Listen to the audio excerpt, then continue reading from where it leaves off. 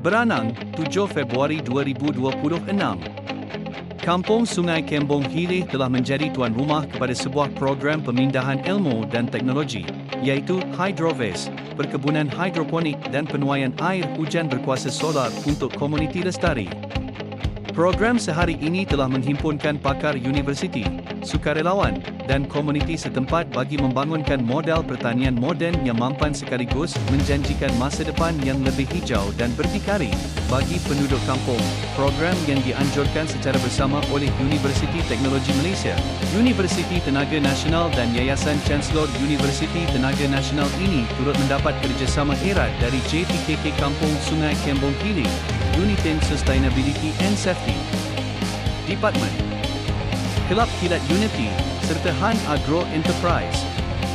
Kehadiran 26 orang penduduk kampung dan orang awam disokong oleh 14 tenaga mahir dari UTM, 18 sukarelawan serta 5 tenaga mahir dari Unitin ini telah mencorakkan suasana gotong royong dan pembelajaran yang meriah sepanjang program berlangsung.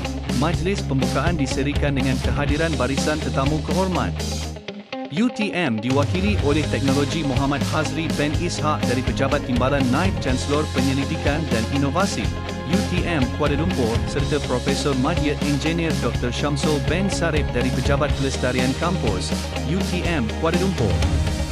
Unitin pula telah diwakili oleh Engineer Teknologi Dr. Daud bin Muhammad selaku Ketua Projek Unitin YSU Grant.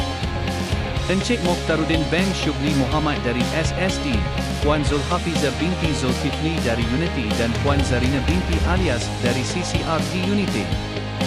Komuniti setempat diwakili oleh Ketua Kampung Sungai Kembong Hilih, Encik Jumat bin Omar, Setiausaha JPKK, Encik Hairi bin Muhammad, serta Penghulu Mukim Beranang, Encik Muhammad Samsudin bin Haji Sata. Kehadiran mereka mencerminkan komitmen yang tinggi semua pihak dalam memacu pembangunan lestari berasaskan komuniti. Program Hydrovest ini dirangka dengan 4 objektif utama, iaitu memberi pendedahan dan latihan praktikal teknologi hidroponik, meningkatkan kemahiran penduduk untuk pengeluaran makanan sendiri, mewujudkan model ladang komuniti sebagai pusat pembelajaran serta menggalakkan semangat keusahawanan hijau. Objektif ini diterjemahkan melalui siri aktiviti padat yang melibatkan peserta secara langsung.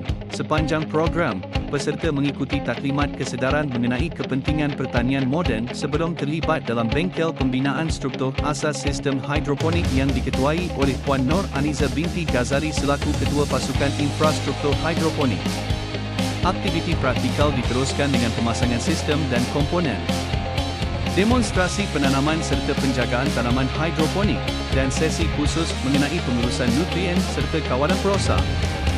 Sesi perbincangan secara berkelompok turut diadakan bagi membincangkan potensi komersial dan peluang pengembangan projek pada masa hadapan. Pada masa yang sama, pasukan solar yang diketuai oleh Encik Ahmad Fadli bin Mohd Suhaimi memastikan pemasangan sistem kuasa solar bagi menjana tenaga untuk projek hidroponik dan sistem penuaian air hujan berjalan lancar. Program mencapai kemuncaknya dengan majlis penutup dan penyerahan fasiliti hidroponik yang telah siap dibina kepada komuniti. Majlis dimulakan dengan ucapan wakil UTM dan Unity yang merakamkan penghargaan atas komitmen semua pihak. Ketua Kampung, Encik Jumat bin Omar, turut melahirkan rasa terharu dan berterima kasih atas pemindahan ilmu yang sangat bernilai kepada penduduk kampung.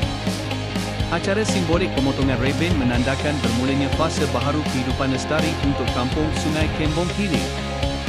Kejayaan program Hydrovest ini bukan sahaja diukur melalui fasiliti fizikal yang terhasil, malah melalui pengetahuan dan keyakinan baharu yang terbina dalam kalangan peserta. Ia membuktikan bahawa kerjasama strategik antara institusi pengajian tinggi, industri, dan komuniti mampu mencipta impak sosial yang mendalam serta menjana penyelesaian inovatif terhadap cabaran makanan dan tenaga. Model kejayaan ini diharap dapat diperluaskan ke kampung lain, seterusnya menyumbang ke arah pembangunan mampan negara.